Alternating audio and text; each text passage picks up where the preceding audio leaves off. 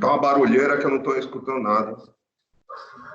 Então, Pessoal, você estava falando, se puder desligar o microfone, aí na hora que for falar, liga de novo. Então, o que eu acho é o seguinte, essa matéria sua, ela deveria ser dada no início do curso de engenharia civil, tá? Ela tem fundamentos, né? Ela fala de coisas importantes sem entrar no detalhe técnico, né? Ela fala de toda a parte de como faz o procedimento para você obter. As 4 unidades estão extremamente bem estruturadas no entendimento, né? Ela fala de um lugar que você não tem nada até pintar a casa, né? Então, ela te dá uma visão do que você poderia estar vendo ao longo do curso. Então, é uma pena, realmente, que essa matéria, eu não sei. Bom, ela está na minha grade como 8º semestre, né? Eu acho que é extremamente tardio, não no meu caso, porque eu acabei entrando no semestre passado por aproveitamento de disciplina, mas é uma disciplina que, sem dúvida, ela te dá A pessoa chega...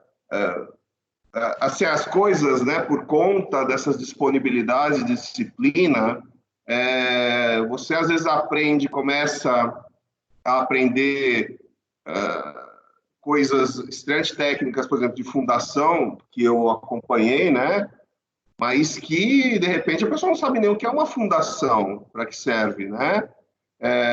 E tendo uma base dessa, ajudaria, vamos dizer assim, na progressão do conhecimento, na minha opinião, né? É claro que eu entendo que está difícil montar as turmas estão misturadas, tem gente aí que já começou né, na pegada, sem saber, né, o que era um esquadro, né, e está aprendendo a dimensionar viga, né? Porém, eu acho que isso, assim, no final, eu acredito que isso aí acaba impactando na construção do conhecimento, né? Ele não se dá de uma forma como se fosse exatamente uma casa, né? Não começa da fundação. Está parecendo que às vezes começa do telhado, aí depois vai para a laje do meio, sem ter os pilares, exatamente fazendo um paralelo com uma construção, é umas coisas bem que você depois vai ter que montar. Você monta, né? Você monta, legal isso aí, né? Mas tem muita coisa, né, que a gente viu. Então, eu acho que materiais de construção civil e essa sua disciplina, né, de tecnologia de construção, de longe deveria ser a base para começar o curso de engenharia civil, né? Sim. Assim, algumas matérias, elas devem ser anteriores a essa. Por exemplo, o desenho técnico tem que ser anterior, materiais tem que ser anterior. Isso aí não, sem dúvida. Tem o conhecimento vamos dizer assim, o que eu quero dizer no começo da habilitação, né, de engenharia, né? Isso. No curso então, que eu fiz, né, eu optei pela minha cadeira depois do 2º ano, né? Então, os 2 primeiros anos foram totalmente comuns, né? A partir do 3º ano que se optava. Então, o que eu digo, que seria o 5º semestre, né?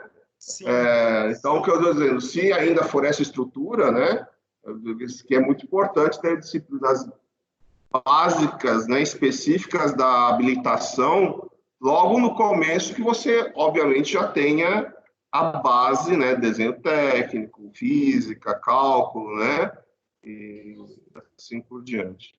Sim, eu acho que é muito importante esse relato que você tem, Drauzio, essa experiência que você tem, esse relato, ser também dito à coordenação, né? Porque eu ainda como professor, eu só ministro aquilo que chega na minha mão. Então, toda essa gestão da unidade que fica na coordenação, se você acha necessário comentar com a coordenação, acho que seria fundamental, porque às vezes também eu, como professor, eu não tenho controle dessas disciplinas, né? Então, seria interessante esse relato que você fez, que é muito importante, você passar para a coordenação, do como você sentiu essa diferença, da importância dessa construção das disciplinas em sequência, né?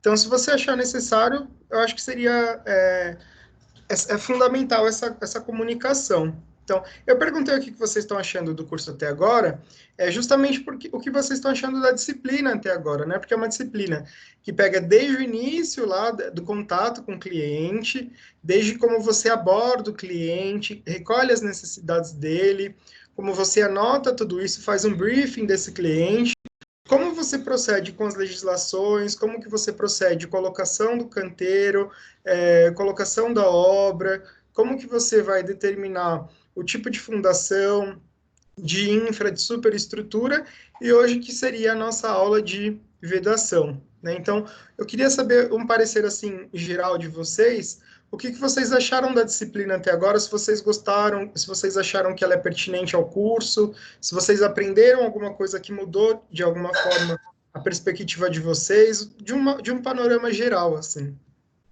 Não, professor, referente à matéria, está sendo ótimo, ótimo mesmo, está sendo bem produtiva. Eu ainda prefiro que fosse dessa maneira mesmo, porque na sala eu mesmo não consigo colher muita coisa, devido a ter muitas pessoas, barulho, do jeito que tá bem bacana mesmo, dá para aprender legal, tá de parabéns pela matéria, pelo jeito que você explica aí.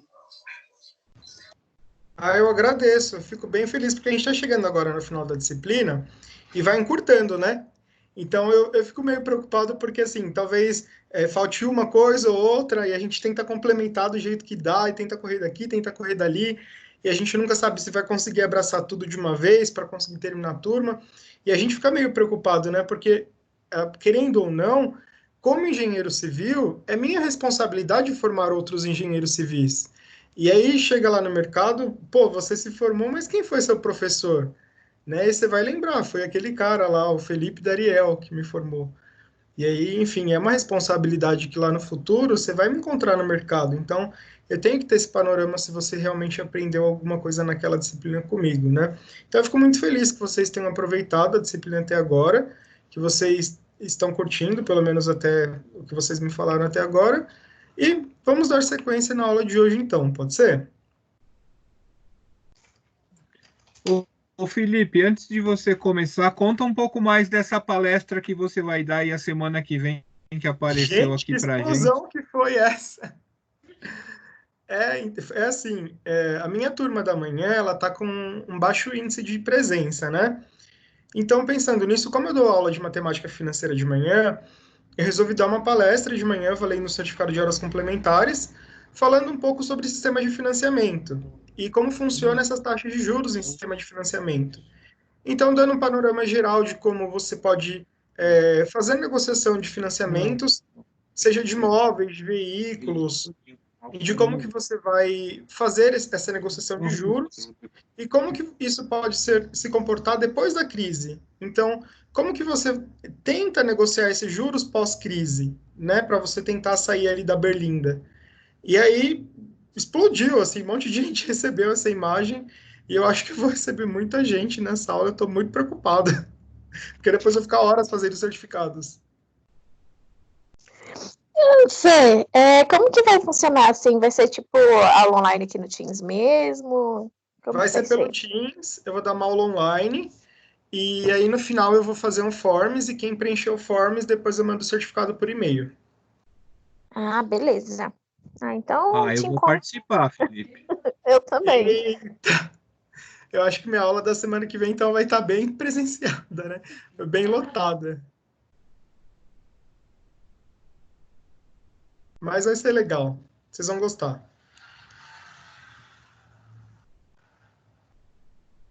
Achei Beleza? bem legal o assunto. Eu Beleza, acho obrigado, Felipe. Imagina. dá pra ter tipo uma palestra, não sei também se conhece, enfim. Eu fiquei pesquisando um pouco sobre o financeiro de obra, INCC e tudo mais. Então, eu acho bem legal, assim, também. Eu não vou Palestras entrar em mais. mérito de obra. Eu vou falar mais de financiamentos de pessoais. Eu vou falar mais sobre, por exemplo, a importância de você não vender o imóvel agora, porque os imóveis estão com uma queda de 30%. a importância de você não entrar em sistema de financiamento, se for o caso, e se você entrar em algum tipo de empréstimo, você negociar os juros. A importância de você, se você fizer algum tipo de renegociação de dívida, de você negociar os juros para você não cair em cláusula abusiva. E nessas situações, para que você não caia em dívidas muito altas. Não, é ótimo, porque às vezes a gente nem tem noção disso tudo, né? Sim. Dessa parte financeira. Eu vou falar justamente dessa questão de juros abusivos, dessas situações. Não, beleza. Depois manda o link pra gente, então. Então, o link não foi com a imagem? Não, Pelo só menos foi a imagem. não, só foi Graças a a Deus, imagem. então eu vou mandar. Aqueles. Brincadeira. Eu vou pedir para o Nelson mandar. Tá bom? Fechou? Pessoal, Fechou. até os meus aluninhos dos meus artigos que vocês nunca mais quiseram fazer artigo comigo. Pois é, podemos retomar, né? Era Jenny, o José, o Cícero, E a Andressa, se eu não me engano. a Andressa. Desistiram? Eu não, vamos retomar, aproveitar a quarentena. Vamos! Vocês estão É, em casa agora ou vocês estão trabalhando? Eu tô em Estou aula. trabalhando, professor, tá bem corrido. Quem tiver em casa e quiser ficar um tempo fazendo artigo comigo, vamos fazer uns artigos. Eu acho que é importante a gente ficar o nosso tempo produzindo ciência. O que vocês acham? Acho Se eu legal. tivesse tempo, bem que eu gostaria, mas também eu estou em casa, mas trabalhando 9, 10 horas por dia. Eu também estou trabalhando bastante. Cauana, depois se você quiser também fazer uns artigos com a gente, você que tem essa experiência em cartório de imóveis, também acho que seria muito legal também. Ah, sim. Sabe aquele tema que eu tinha comentado com você de reurbanização? Sim, Então, eu acho que tem um material bacana isso aí. bora lá. Vamos em frente. Produzir. Vamos sim. Fechou, então. Posso começar, galera? Pode. Então, vamos lá. Opa, abri errado.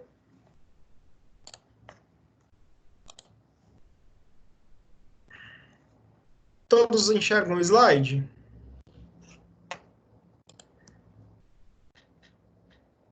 Sim. Sim. Perfeito. Então, nossa aula de hoje, Tecnologia das Construções 1, Unidade 3, Seção 3, que fala dos elementos de fundação. Então, eu trouxe aqui uma imagem para vocês, que é uma imagem que mostra aqui alguns blocos de fundação, né? Tem uma viga baldrame, mostra a armadura dos pilares. Entre os pilares, mostra as espalas, que são as molduras das portas, né? Mostra também as colunas onde elas vão ser preenchidas, a caixaria de cima das portas, mostra as vergas, que são as estruturas que ficam acima das janelas que a gente vai ver na aula de hoje, as contravergas que ficam abaixo dos vãos das janelas e as escoras para as vergas, né? Então, hoje a gente vai ter uma aula de elementos de vedação. Para vocês, o que são elementos de vedação? Quando eu falo elemento de vedação, o que vocês imaginam?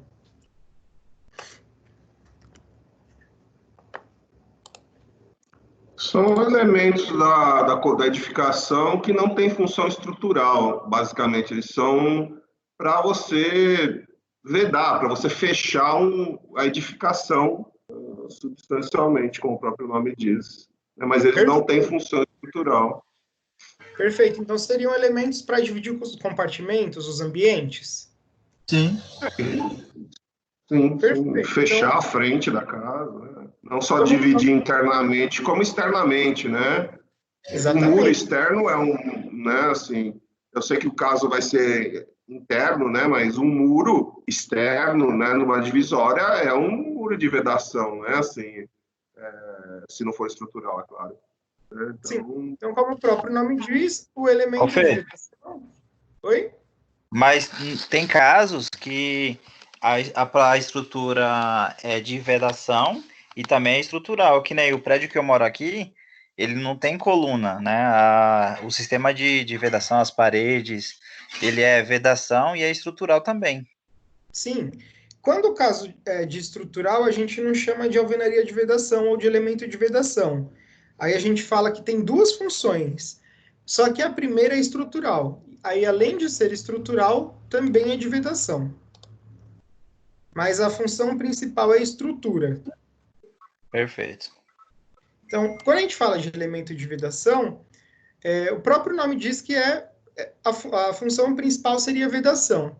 Então, avançamos aí para a terceira unidade, né, o fim da terceira unidade, e essa sessão, que é a sessão 3, ela já explorou as 3 etapas mais importantes da obra, né, devido à complexidade, que seria a responsabilidade envolvida na maior dificuldade e na origem dos erros, que são elas na fundação, nas estruturas e agora na vedação. Isso em uma construção convencional que utiliza a estrutura em pilares, vigas e lajes. Nessa última sessão, abordaremos alguns dos sistemas de vedação para construções, seus critérios para o início das atividades, sua execução, as patologias associadas a eles, e você poderá, nesse momento, conhecer alguns sistemas disponíveis, suas metodologias, os requisitos para escolha, as formas de conferência dos serviços em campo e as principais patologias. Considerando o exemplo da nossa obra, quando você finaliza uma estrutura, onde você é o gestor em campo, e organiza a equipe com o fechamento das vedações em parede de um prédio. A solução mais comum adotada nas obras residenciais é a alvenaria em tijolo cerâmico.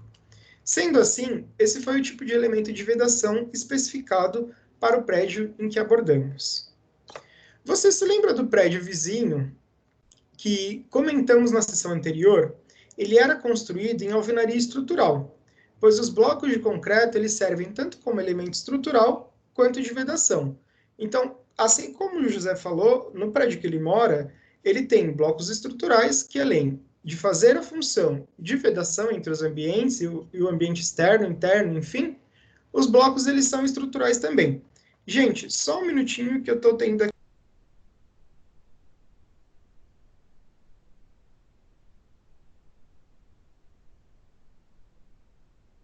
tem gente aí ou caiu minha linha? Eu acho que Alô? aí rapidinho. Acho que foi a internet dele, alguma coisa. Ok, então, tá bom.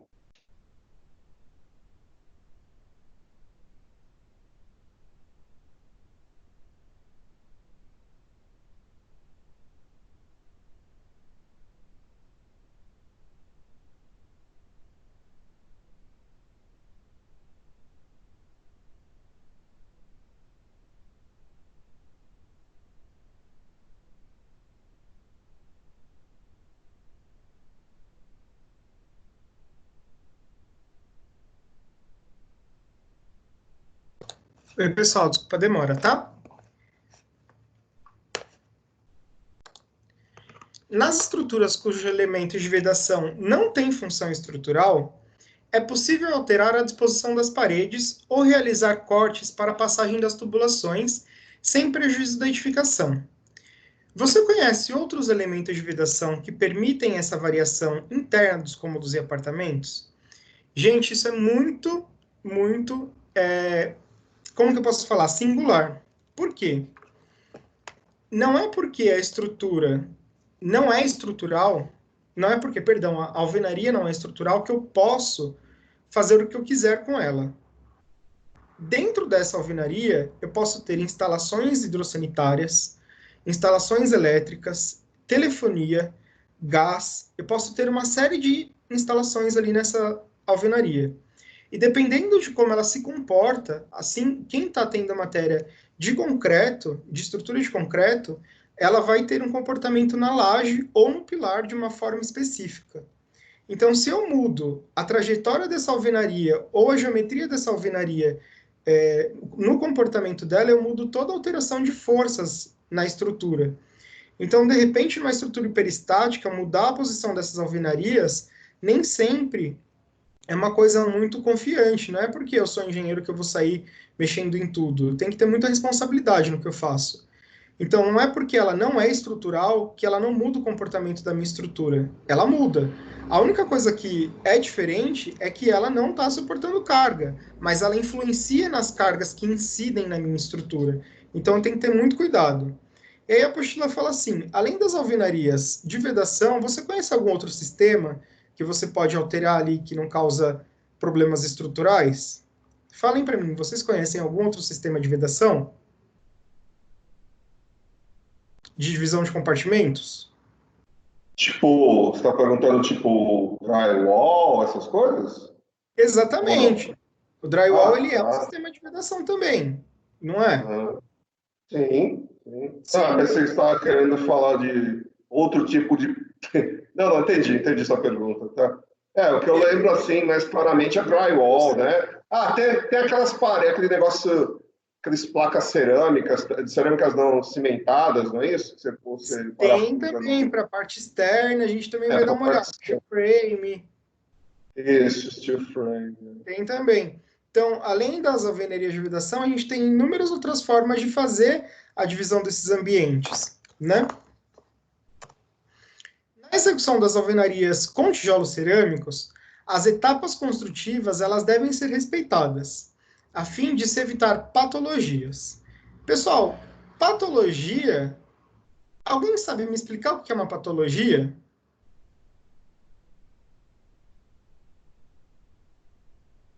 São os chamados vícios de obra, né, professor? Os defeitos São que surgem defeitos. após a edificação.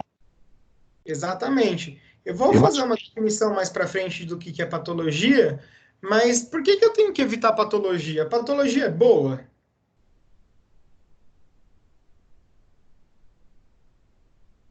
Não, né? Que geralmente está associado a trica, fissura, rachadura, recalque, né? Ninguém vai querer vender você quer um projeto de uma casa com ou sem trinca, né? Ninguém vai, só consciência vai querer isso, né? Exato. Então, as minhas patologias elas estão extremamente associadas com os vícios de obra, com coisas ruins, né? Quando eu falo de patologia, eu lembro de uma doença. Então, se estou falando da patologia na construção, eu lembro de algum defeito, algum problema que essa construção tem. Então, a ligação das alvenarias às vigas de concreto é feita por meio de encunhamento. A gente já vai ver como funciona. Você saberia dizer qual o prazo a ser observado entre a finalização da alvenaria e o início de um encunhamento nesse prédio? E quais são os tipos de encunhamento adotados? Quais as patologias que podem ocorrer e qual o prazo de início que não é respeitado? Desculpa, o início das paredes não é respeitado? Quais são os problemas que podem acontecer quando a ordem correta de execução do encunhamento não é levada em conta, e quais outras patologias são comuns nas alvenarias de vedação e em outros sistemas desse tipo? Então, agora na teoria, a gente vai ver o que acontece nesses casos, né? Existem diversos sistemas de vedação para edificações, tais como alvenaria em blocos cerâmicos ou blocos de concreto. A gente tem drywall, a gente tem as placas cimentícias, a gente tem os pré-moldados, etc. Chama-se de parede de vedação aquela que não possui a função estrutural, servindo apenas para separar os ambientes e realizar fechamentos nas aberturas de fachada. Apesar disso, as paredes elas devem ser capazes de sustentar a si mesmo, né, as próprias paredes, aos revestimentos que se apresentarem. Desculpa, cadê?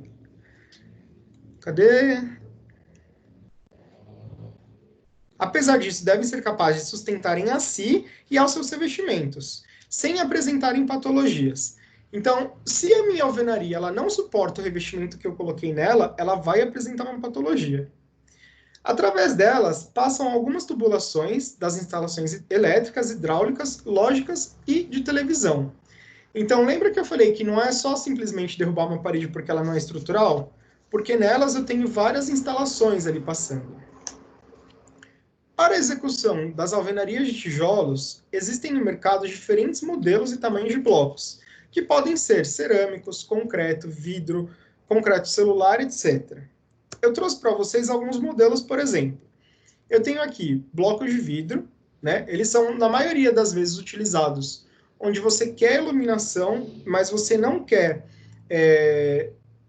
transparência, você quer ter translucidez, mas você não quer que a pessoa veja do outro lado, você quer ali um pouco de privacidade.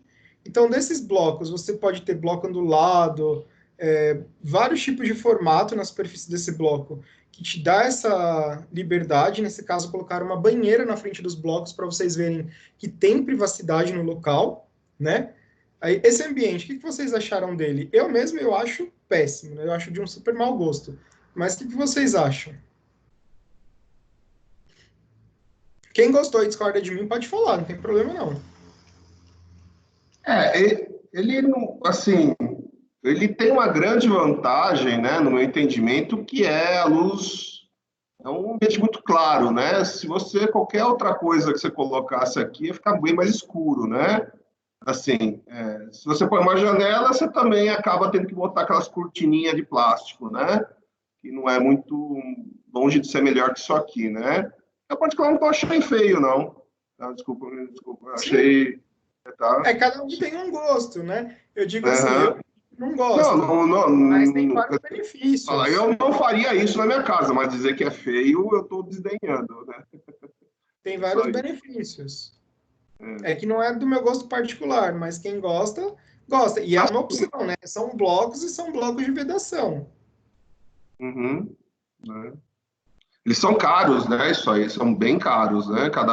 Nossa, eu lembro, eu fiz muitos anos atrás uma paredinha de 1 por 2, nossa, cara. Assim, você pega e cuida como se fosse um bebê cada peça, né? Para o cara não deixar cair no chão, né? E eu lembro que o cara, nossa, ele fez uma cagada, cara. Ele foi colocando e tinha uma massa especial, só que ele não deixou secar. Então, com o peso, ele começou a entortar tudo, né, cara? Nossa, no dia seguinte veio um outro cara, tirou tudo, cara. Aí começou a bater, uns quebraram. Putz, então... Nossa, que pesadelo. Pesadelo, exato. Mas, enfim, ó.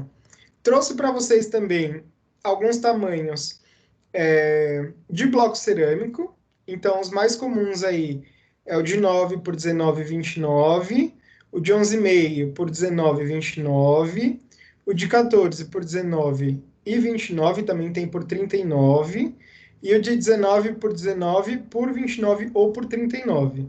E eles são mais comuns, a gente vê mais nas construções civis, e são blocos cerâmicos. Posso fazer uma pergunta com relação a essa questão do... Obviamente, isso aí tem a ver com a largura da parede, né? E no final do peso que ela vai ter, né? Sobre a viga, né? Então, aí tem umas discussões aí na internet, se a parede tem que ter 14, se tem que ter 19, se tem... O que, assim, é uma recomendação? É mais ou menos, se a parede for externa no sentido, ela faz divisa com o ambiente externo, ela deveria ser mais espessa, por uma questão de conforto térmico e ruído, e internamente poderia ser uma parede de 15. Essa é mais ou menos a recomendação, Felipe? Bom, a recomendação vai variar muito de onde você está situado. Por exemplo, vamos supor que você está em um ambiente extremamente frio. Você não precisa de uma vedação tão... como que eu posso falar? Tão forte. Porque você já está num ambiente que é tão reforçado. Porque você já está em um ambiente frio. Agora, vamos supor que você está lá no sol da Agreste. Você vai precisar de uma parede mais espessa porque não tem quem aguente o calor que entra naquela casa. Então, vai depender do ambiente que você se encontra, da face daquela parede, se ela está voltada para o leste, para o oeste, para o norte, para o sul, porque não são Isso é verdade. Uhum. Então, depende da carta solar do local. Se você está numa residência, depende de quem mora nessa residência, de qual ambiente que se trata, porque depende do revestimento da parede. O revestimento da parede, ele tem um rebatimento de som. Então, se você está falando em conforto acústico ou térmico ou lumínico, depende muito de tudo isso, de todos esses fatores, para você identificar qual que é a alvenaria que se adequa melhor a isso. Então, o conforto térmico, ele é uma situação muito delicada para especificar qualquer tipo de material, inclusive alvenaria. O mais recomendado, geralmente, é que as alvenarias mais espessas são as alvenarias que são das faces externas, que coincidem com as faces para o ambiente externo, e as internas são as mais finas. Certo. E uma última pergunta para não... obrigatoriedade, assim, eu quero de 20 para externa. Não existe essa obrigatoriedade. Depende muito da carta solar e da face que você está. E comparando o bloco cerâmico com o bloco de cimento, né, bloco de cimento, né, que fala, claro, o bloco de cimento, apesar de ele ter um comportamento em ambiente aberto muito melhor, porque ele permite, né, ele não retém água, né, ele esquenta bem mais, não é isso? Do que o bloco cerâmico. As propriedades dos materiais, você tem que ver em TMCC, que é a tecnologia dos materiais. Entretanto, porém, todavia, o bloco de cimento, que seria o bloco de concreto, ele é um material mais poroso. Sendo mais poroso, ele retém mais água. Você quer o contrário.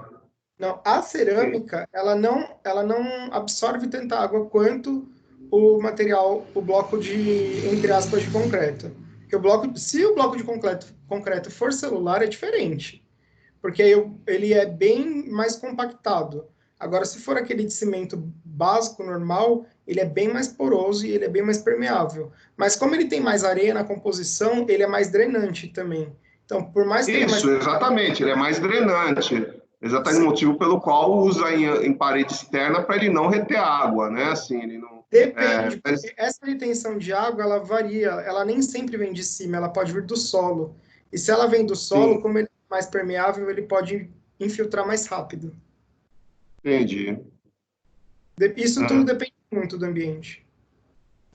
A gente não quer, né, estereotipar nada, mas dá a impressão que construções populares utilizam os blocos de cimento, os blocos de concreto, e não os blocos cerâmicos, né?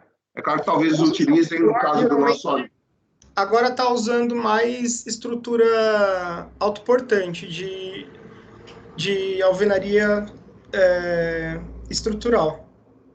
E elas são caras, inclusive, do que a própria estrutura convencional, só que como você tem menos desperdício de resíduos sólidos e como você é mais rápido, fica bem mais barata. Certo. Tá bom. Obrigado. Porque essa estrutura está sendo usada mais. Então, ó, aqui a gente tinha, então, concreto, vidro e concreto celular. Eu trouxe aqui concreto celular, aqui ficou cerâmico, me desculpem no slide, mas eu quis dizer concreto celular, que são esses blocos que eles são sem aberturas, né? Mas eles têm porosidade, e eu trouxe aqui um modelo de encaixe para vocês verem no detalhe de como eles são encaixados para fazer a fixação dos blocos fio a fio, né? Linhas, fiagem sobre fiagem. Então, a norma relativa aos procedimentos de execução de alvenaria sem função estrutural é a BNT-NBR 8.545, que apresenta os tipos de junta que podem ser adotadas e os procedimentos de execução, de modo que a ligação da parede aos pilares e considerações acerca de vãos para portas e janelas, que são as esquadrias. Então, antes de eu falar disso, só deixa eu ver se eu estou com o livro aqui fácil.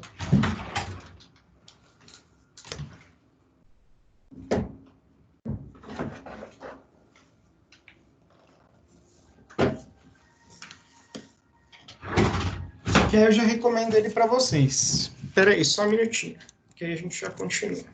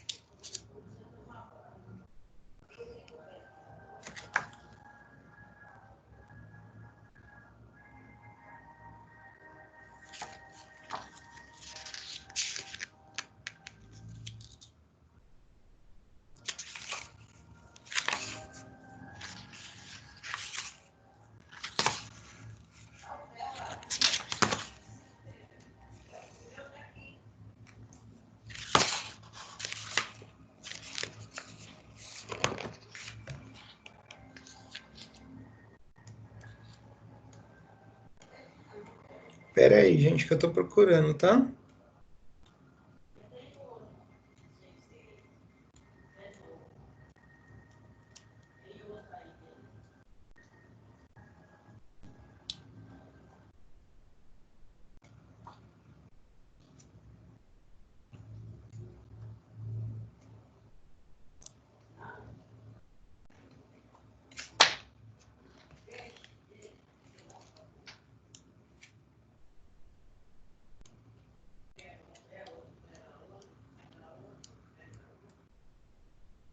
Vocês estão ouvindo minha avó lá no fundo?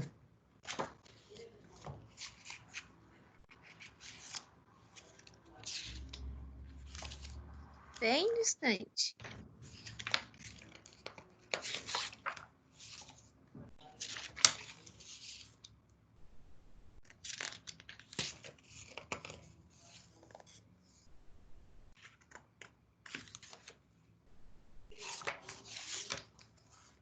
Bom, eu não vou achar agora de bate-pronto, mas esse daqui é um livro de detalhes construtivos da arquitetura. Deixa eu tirar esse efeito do fundo.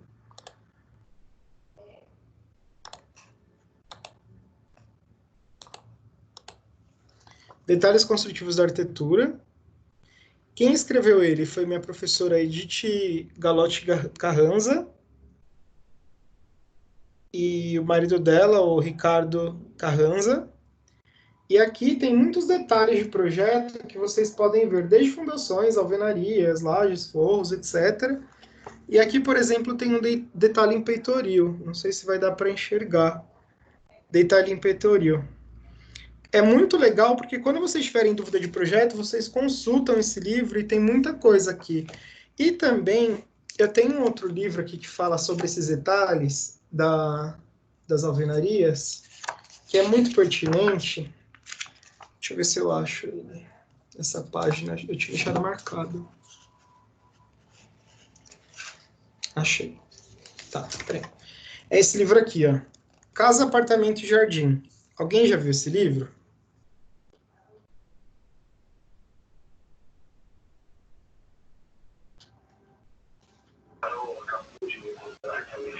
Tá só o slide aí, o professor. Opa, foi mal. Alguém já viu esse livro aqui? Ó, o primeiro livro é da minha professora, da Edith Galotti Carranza, Detalhes Construtivos na Arquitetura. E o segundo livro é esse livro aqui. Esse livro aqui ele é praticamente uma bíblia, tá? Ele é o Casa, Apartamento e Jardim. Esse livro aqui ele é um Nelfort também. Ele é escrito pelo Nelfort. Nesse livro, lá na página 35, ele tem os detalhes das alvenarias. Então, não sei se vai dar para ver bem daí, mas ó, ele fala sobre todas as formas de assentamento de alvenaria em desenho técnico, como você representa. É bem legal. Dá para entender bem aqui.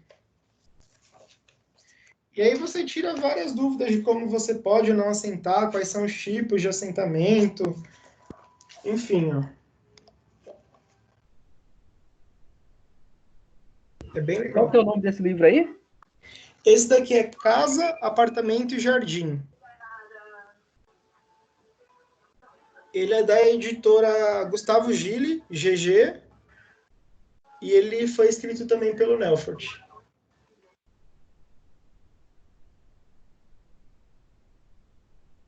Super recomendo esse livro para projeto.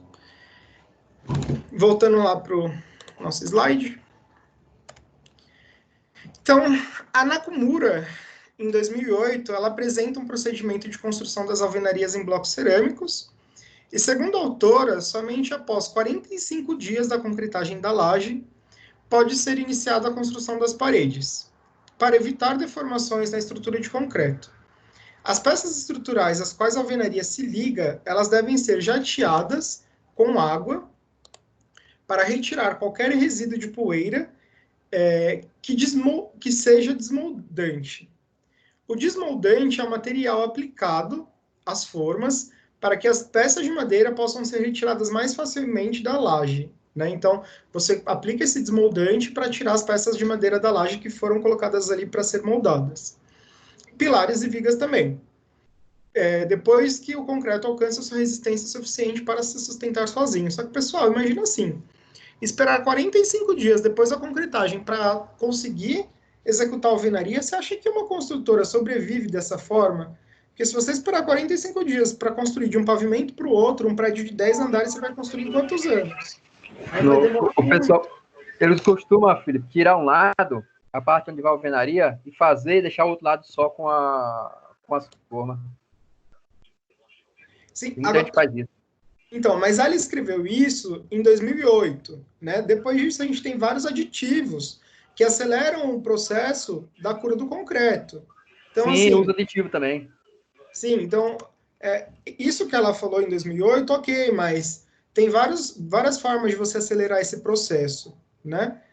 Então, vamos dar um pulo aí nessa parte da apostila. 3 dias antes da execução da primeira afiada dos elementos estruturais, devem ser chapiscados para garantir sua melhor ancoragem aos tijolos. O chapisco é uma mistura de cimento, areia, com ou sem aditivos, hipermeabilizantes, e pode ser comprado já em uma mistura pronta, que apenas demanda uma aplicação de água. A laje ela deve ser conferida quanto ao seu nivelamento, isso vale também para as vigas superiores às paredes. Gente, se você tem uma laje ou um piso que ele está desnivelado, você vai começar a alvenaria, você vai ter um problema ali, né? Porque você vai ter uma alvenaria, entre aspas, desnivelada. Então, reflita. Você Me lembra que... Oi? Oi, me desculpa. Só para tirar uma dúvida, o que seria a primeira fiada? Primeira fiada de blocos como que eu vou te explicar? Para mim é óbvio, mas não sei como te falar. Primeira fiada é a primeira série de blocos em sequência, um ao lado do outro. Ah, tá. É a primeira colocação de blocos, então. Exato. Ah, então beleza, tá.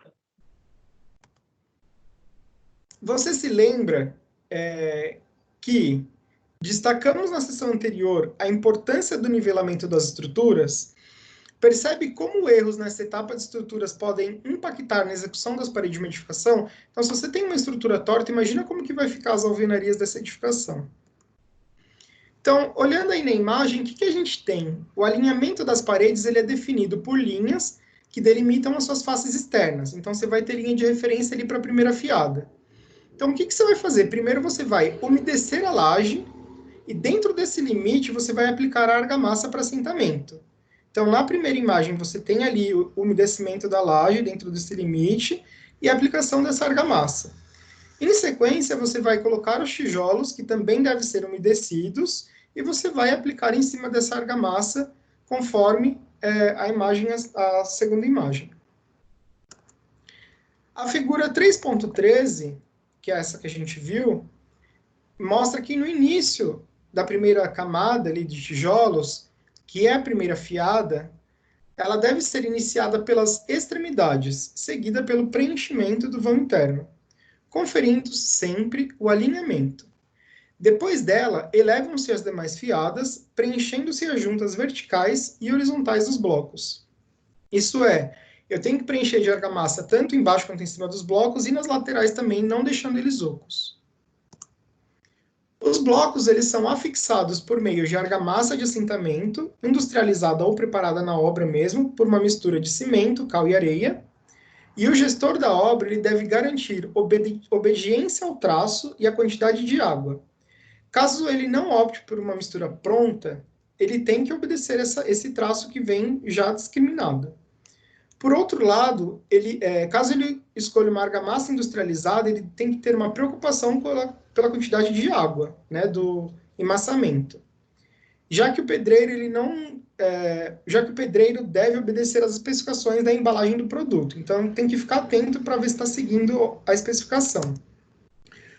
O traço de argamassa ou do concreto o traço de argamassa ou do concreto é o correto proporcionamento entre os ingredientes. Nas argamassas, os ingredientes são cimento, areia, cal, aditivo e água. Já no concreto, a gente tem o quê? Cimento, areia, brita, aditivos e água. O Guia de Argamassas e Construções do Guimarães, ele apresenta alguns exemplos de traços típicos para as argamassas, que são de cimento, cal e areia. Então, essas proporções de traço é a quantidade de relação percentual de cimento, cal e areia. Então, por exemplo, se eu estou falando de chapisco de parede, eu estou falando de proporção de 1 de cimento, 0 de cal e 3 de areia. Se eu estou falando de embolso de teto, eu estou falando de 1 de cimento, 2 de cal e 3 de areia.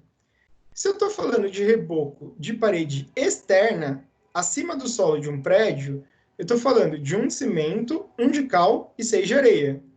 Agora, se eu estou falando de uma argamassa de assentamento de parede interna, eu estou falando de 1 de cimento, 2 de cal e 9 de areia. Pedi só um minutinho e já venho.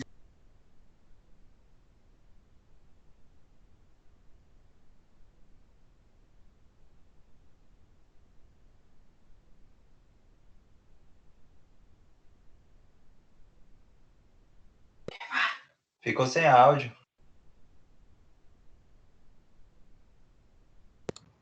Voltei. Ele tem que sair de novo. Ah, Aí, é o barulho da minha avó. A cada 2 fiadas, os blocos dos cantos que estão em contato com os pilares, eles devem ser ligados aos pilares, por meio de telas de aço que são fixadas em concreto com pinos metálicos. Uma parte da tela ela se fixa verticalmente no concreto e a outra parte verticalmente. Isso na superfície do bloco. Então, esse detalhe ele deve ser respeitado. Por quê? Imagina que toda a sua alvenaria ela não tiver conexão com os pilares das laterais, em algum momento essa alvenaria ela pode ficar meio bamba, né? Então, para que isso não aconteça, essas telas de aço elas são conexas tanto nos blocos ali que são a cada 2 fiadas, quanto nos pilares laterais. E aí você evita que essa alvenaria ela se desprenda dos pilares laterais. A ausência dessa ligação com o pilar ela pode deixar a alvenaria solta e comprometer a sua estabilidade, além de gerar trincas no revestimento. A cada 2 ou 3 fiadas deve-se conferir o prumo e o nível da parede, por meio, respectivamente, do prumo de face de nível de bolha. Então, a cada 2 ou 3 fiadas, você vai levar o prumo, que é uma espécie de peso em uma corda, e você vai conferir se aquilo tem nível, se aqueles blocos eles foram assentados de uma forma eficiente, se eles estão retos, se eles estão alinhados. Caso o nivelamento fique errado, a parede ficará desigual, torta, o que também compromete a sua estabilidade. O desaprumo, que seria o prumo desnivelado, ele pode causar o desconforto ao usuário, além de comprometer a estabilidade da alvenaria, e ele pode dificultar a instalação de portas e janelas. Então, sabe quando você vai na casa de um vizinho, um amigo, ou até mesmo em casa, que você vai fechar uma porta, ela nunca fecha? É porque aquela parede ela não teve alinhamento ali, ninguém conferiu o prumo na execução, e aquela parede nunca vai fechar a porta corretamente, porque a alvenaria está desalinhada.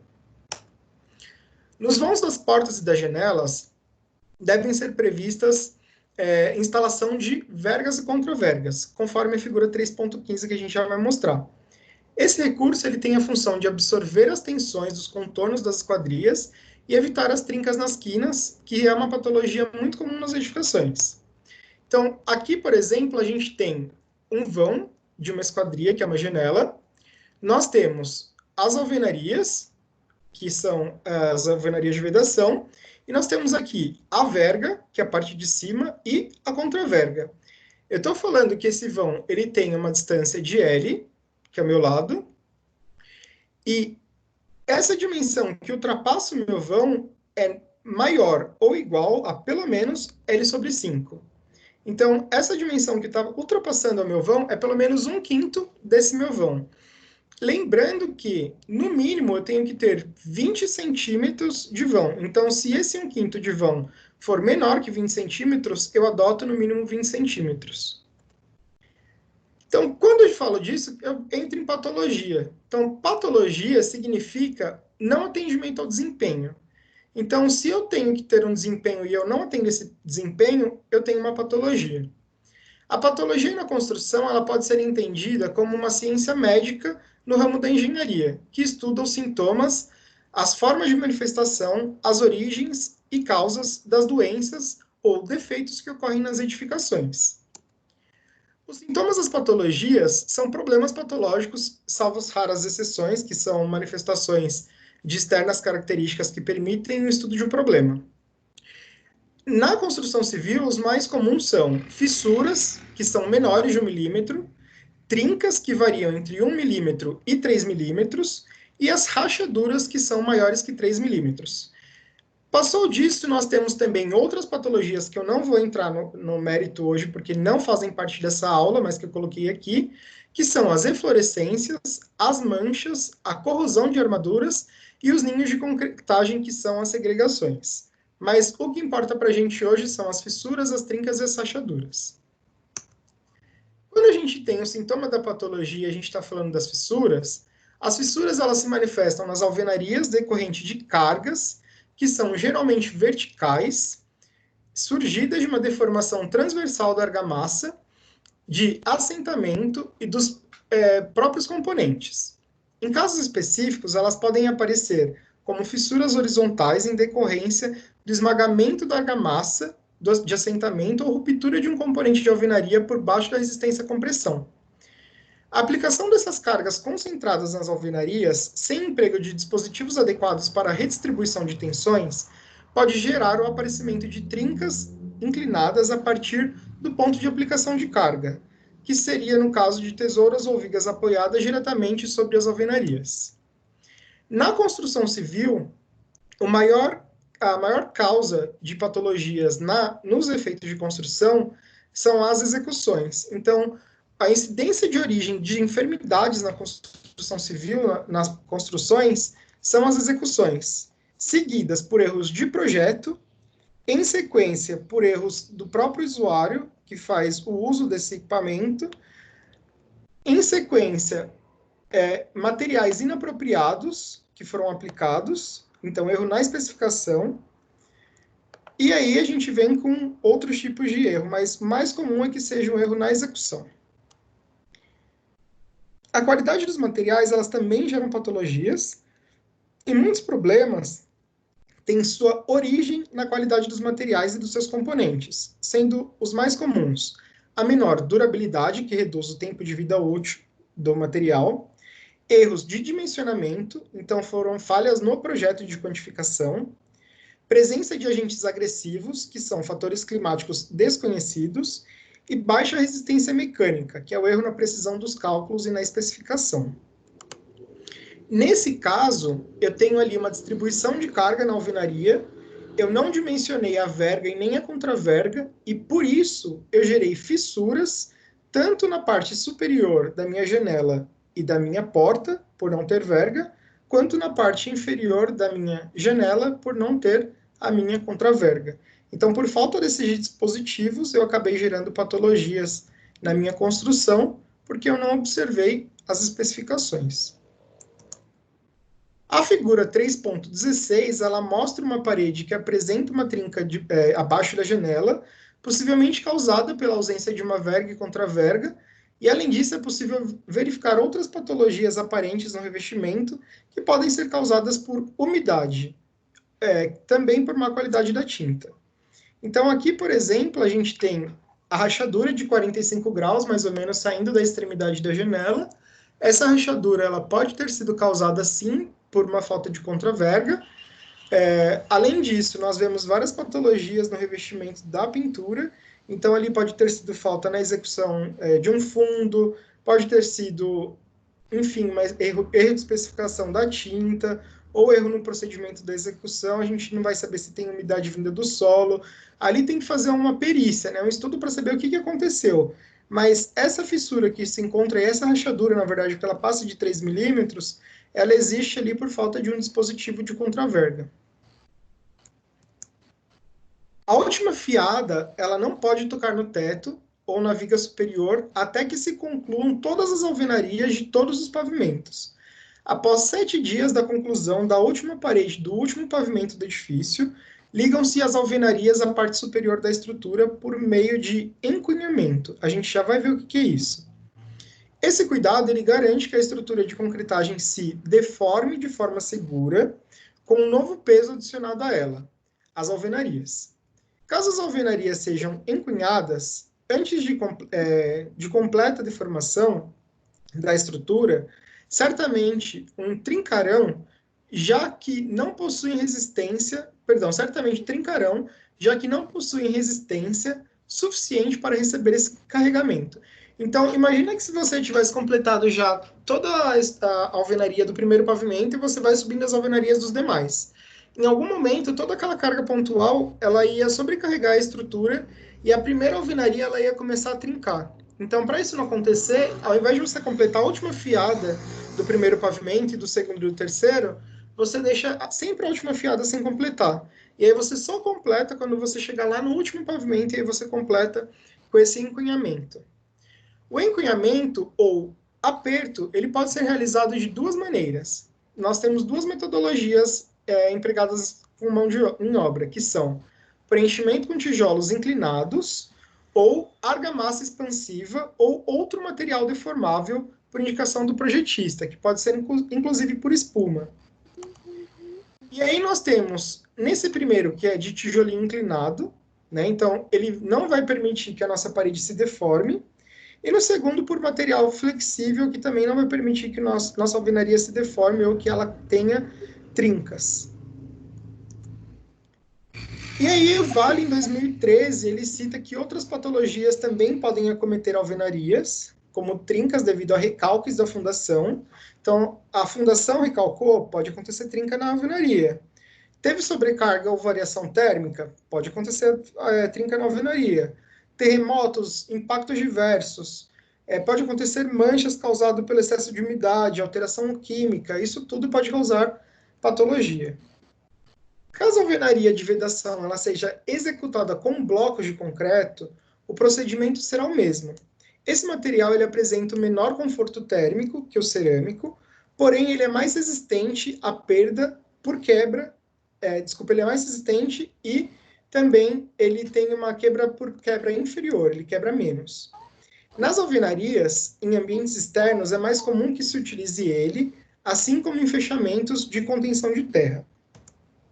Segundo Tomás, em 2009, o projeto de alvenaria, deve contemplar em planta a primeira e a segunda fiada e indicar os vãos de passagem em esquadria e instalação. Então, o que você deve ter no projeto de alvenaria? Você deve indicar a primeira e a segunda fiada, porque a terceira vai ser igual à primeira, e a quarta vai ser igual à segunda, sempre. E você tem que indicar o posicionamento das janelas e das portas para você compatibilizar isso com o projeto das alvenarias.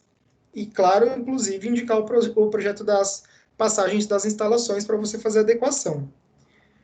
As vistas, elas devem mostrar a paginação das alvenarias e as espessuras das juntas. Então, no projeto de vista, você vai mostrar todas as juntas horizontais e verticais entre as alvenarias e as espessuras dessas juntas. Devem ser previstas também as interferências de outros projetos, que seriam os estruturais, instalações, enfim, todos os projetos. É necessário que todos os detalhes construtivos sejam apresentados, tais como as ligações entre os pilares, encontro de paredes, o encunhamento e as vergas e contravergas. Então, é necessário sim que você mostre também o dimensionamento das vergas e contravergas. Os gestores das obras, eles devem sempre ficar atentos aos requisitos de segurança e saúde dos funcionários. Segundo a NR18, identificações com 4 pavimentos ou mais, é obrigatória a instalação de bandejas em todo o perímetro da construção. E elas têm como função limitar a queda de materiais e ferramentas no canteiro de obras. O que significa isso? Em todo o perímetro da edificação, ou seja, em todo o contorno dela, você tem que instalar bandejas para que nenhum objeto caia em ninguém que esteja embaixo da obra e nem passando no passeio público, que são as calçadas, para que você não cause risco de ferimentos ou risco de morte a qualquer pessoa que está passando ali. Então, você tem que observar a NR18. Uma outra metodologia de fechamentos internos é o sistema de fechamento de drywall, que são paredes de gesso acartonado, estruturadas por guias metálicas e fixadas por parafusos. Trata-se de um tipo de serviço que causa menos sujeira na obra e possui uma característica mais industrial, pois os funcionários praticamente montam as peças no local. A descrição ela se baseia no texto de Figueroa. O serviço se inicia com uma marcação no piso e no teto dos pontos de referência para fixação dos perfis metálicos com um parafuso. Então, primeiro você fixa esses perfis, e nesse momento é aconselhável a utilização do nível a laser para garantir o alinhamento do piso e do teto. Então, você verifica com o nível a laser se está tudo alinhado e faz a demarcação dos pontos. Para garantir a estabilidade vertical, são afixados os montantes na altura do pé direito, igualmente espaçados ao longo dos perfis metálicos, e do teto também, do piso e do teto. Essa estrutura ela recebe as placas de gesso em 2 camadas verticais, uma em cada face da parede. Com isso, inicia-se a colocação das placas de gesso nos montantes com os parafusos em um dos lados da espessura, e em seguida são parafusadas as cantoneiras de reforço na extremidade horizontal de cada placa de gesso. Nesse momento, já podem ser feitos recortes para as caixas de luz e passagens de tubulação elétrica, hidráulica, etc. Com esses reforços necessários, somente após isso, pode-se fechar a parede com placa em outra face, conforme na figura 3.18. Então, primeiro, você vai fazer a passagem das guias, vai colocar todos os perfis horizontais, vai fazer a passagem de um lado, parafusar essas placas de gesso, passar todas as caixas de iluminação, de instalações que você tem que passar, e depois você faz o fechamento do outro lado da parede de drywall, conforme está nas imagens. A vantagem desse sistema é que com o fechamento das placas, já pode-se iniciar o revestimento, como massa corrida, pintura, e já nas alvenarias convencionais, isso só é possível depois que há necessidade de aguardar os prazos para secagem de argamassa. Finalização da alvenaria de todos os pavimentos e encunhamento, então demora muito para você finalizar a alvenaria convencional. Além disso, o revestimento das alvenarias ele envolve diversas etapas, tais como chapisco, reboco, emassamento e pintura. E cada etapa demanda um tempo de secagem de argamassa. As patologias em drywall elas podem se relacionar às instalações incorretas, como desalinho, mau encaixe, revestimento mal feito, mas aí você também tem placas standard, que são as STs, que elas não são adequadas a ambientes molhados, elas causam patologias, porque elas mancham e se deterioram com o tempo. Para empregos em áreas molhadas, tais como banheiros, você deve escolher as placas especiais, que são resistentes a umidades, que são as RU. Caso você necessite dificultar o início da propagação de incêndio, que são em ambientes que você pode ter incêndio, ambientes comerciais, por exemplo, que você tem que ter corpo de bombeiro, enfim, alvará, você tem que escolher placas que são adequadas a resistente a fogo, que são as RF. Um método semelhante a drywall é o steel frame, que também é estruturado por placas metálicas, mas ele é fechado com placas cimentícias. Então, ao invés de gesso, você tem placa cimentícia. A figura 3.19, ela mostra como o sistema que é da estrutura. Então, dentro do steel frame, você tem ali uma estrutura de 90 milímetros, que é uma estrutura de 9 centímetros, que é essa estrutura metálica aqui, esse perfil metálico, né, de distância de 4 centímetros de um para outro. O fechamento dos dois lados dessa parede é por placa cimentícia impermeabilizada de 1 centímetro cada uma, dos dois lados.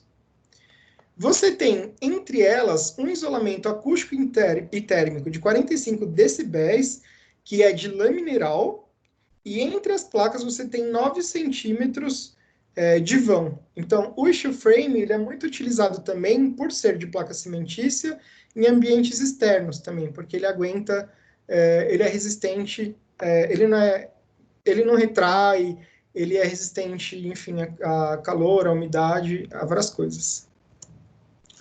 Sobre as placas cimentícias, assim como o drywall, elas podem ter assentamento cerâmico, papel de parede, textura, etc. A vantagem das placas cimentícias em relação ao drywall é que elas podem ser instaladas em áreas externas. Porém, o uso externo ele deve atentar quanto ao correto preenchimento das juntas entre as placas cimentícias, de maneira a impedir a passagem de água. Já o gesso ele pode ficar em áreas sujeitas às intempéries. E aí, gente, depois dessa aula linda e maravilhosa que vocês tiveram comigo, Felipe Dariel Pinto, eu coloquei o link lá na aula da unidade 3, sessão 3, para vocês fazerem uma atividade valendo 900 pontos. E quem quiser também pode mirar o celular no QR Code e começar a atividade agora valendo também 900 pontos para eu lançar em 48 horas para vocês no AVA. Quem tiver dúvidas pode fazer as perguntas que eu vou respondendo. Dúvidas?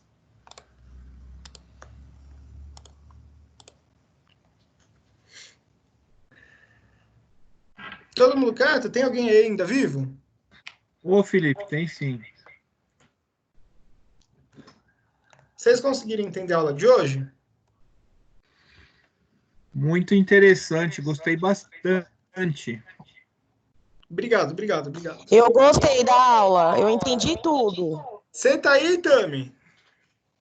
Tô sempre admirando sua beleza, o look tá mara, o óculos bem conceitual. Achei um tudo. Bem especial para você. O auge. O auge do auge. Pode. Mas não deixa nada aqui não, deixa lá. Conseguiram abrir a atividade? Ó, álcool em gel, passando álcool em gel, se protejam. Sim, Felipe, sempre blindados contra o Covid. Blindado contra o Covid, é isso mesmo. Felipe, Oi. você citou 2 livros, né? Casa, Apartamento, Jardim. Já fiz uma busca, achei ele por um bom preço. Qual que é o outro que eu não consegui pegar o nome? Detalhes construtivos de arquitetura. Ok. Captei a vossa mensagem, mestre. Deixa eu só tirar aqui do fundo. Eu não consigo ver. Peraí. Aqui. Esse aqui, ó. Detalhes construtivos de arquitetura. Ok. Os autores é Edith Galotti Carranza e Ricardo Carranza.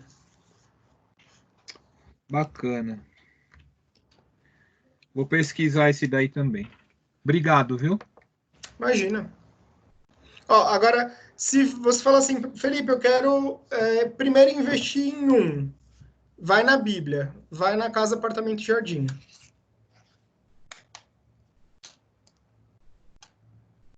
Beleza. Eu achei ele por um preço, acho que muito bom. Quanto? R$ 119,40. Mas é e-book ou é físico? É book, é físico e tá de promoção, né? Então achei na Saraiva, na Livraria Cultura e no próprio site da editora também, que fica ali no centro, né? Tá o mesmo preço. São os 3 que estão praticando esse preço de R$ 119,40 temporariamente. Ele custa mais de R$200. Eu paguei mais de R$200 nele. Mas, ó, é um livro que eu uso muito em várias aulas, porque é um livro que tem muito detalhe. Deixa eu compartilhar de novo o QR Code com vocês, para quem quiser abrir pelo QR Code. É um livro que eu compartilho com várias disciplinas que eu dou aula, porque ele tem muito conteúdo. Então, assim, eu vou dar aula de uma disciplina, às vezes eu quero ver um detalhe, eu vou lá e pego nele, porque ele tem muito detalhe. Ele é um livro bem detalhado mesmo, ele tem tudo. De projeto. Eu acessei um site aqui que, inclusive, você conseguia passar algumas páginas dele, né? Bem legal, achei bacana também. GG, me patrocina, se você estiver me vendo no YouTube, GG, me patrocina. Beleza. Gosto bastante então, desse Felipe, livro. 48 horas limite para fazer essa atividade, né? Isso. Ok. Belezura? Belezura. Obrigado, viu? Imagina, eu que agradeço Arrasou. vocês. Boa sorte na atividade. Até a aula que vem, nesse mesmo bate-canal, nesse mesmo bate-horário. Contem comigo para tudo. Até professor. sexta-feira, que sexta-feira passada eu tive um problema. Aí não deu para assistir só a aula, professor. Mas agora eu vou estar presente, com o copo de cerveja na mão. No YouTube, tá lá. Tá, mas eu vou assistir. Foi muito legal a nossa aula. No final da aula passada, a gente teve um estudo de um caso. Foi muito legal. Você perdeu. Eu vou lá ver. Mas Vai lá e vê que foi muito legal. Professor. Muito obrigada. Beleza, doutor. Valeu. Tchau, tchau. Professor Cícero, me tira uma dúvida aqui, professor. Vamos lá. Você falou que você passando os slides aí, você falou que só posso acunhar depois que eu termino toda a minha estrutura. Mas eu costumo trabalhar nos prédios aí meio alto, e quando eu venho terminando a estrutura lá em cima, o gesseiro já vem fazendo o seu gesso. Então é sinal que já tá acunhado. Eu acho que o concreto deve ter um tempo também de cura que ele permite o acunhamento, ou estão executando o serviço errado. Assim, ó, o recomendável é que você só faça esse encunhamento quando você terminou a última alvenaria, para que você não tenha uma diferença de nível das vigas. Esse é o recomendável na bibliografia. Mas a gente sabe que não é isso que acontece, né? O ideal é que você não encoste a alvenaria até o final, até os pilares. E se você vai executar um gesso, que você não encoste o gesso na alvenaria, deixa sempre aquela junta de dilatação de pelo menos 1 centímetro das alvenarias. Tranquilo, professor, entendeu? Obrigado. Nada. Inclusive, nos primeiros andares do edifício e nos últimos andares, a trepidação do solo, ela sempre gera uma vibração muito intensa. Então, são os andares que mais podem ocorrer fissura no gesso, quando você encosta. Então, são os andares que a gente evita mais. Mas, geralmente, construtora de grande porte, que com muito volume de construção, não faz isso. Tá ótimo, professor. Obrigado aí. Até a próxima. Boa noite. Até mais. Boa noite. Tchau, tchau. Tchau, pessoal, Pro. Tchau, pessoal. Tchau, tchau. Até mais. Posso encerrar? Mais alguma dúvida? Pode sim. Boa noite, Felipe. Boa noite. Até mais. Tchau, tchau. Tchau. Fica com Deus. Boa noite, Felipe. Boa noite, Cauana. Até mais. Tchau, tchau. Tchau.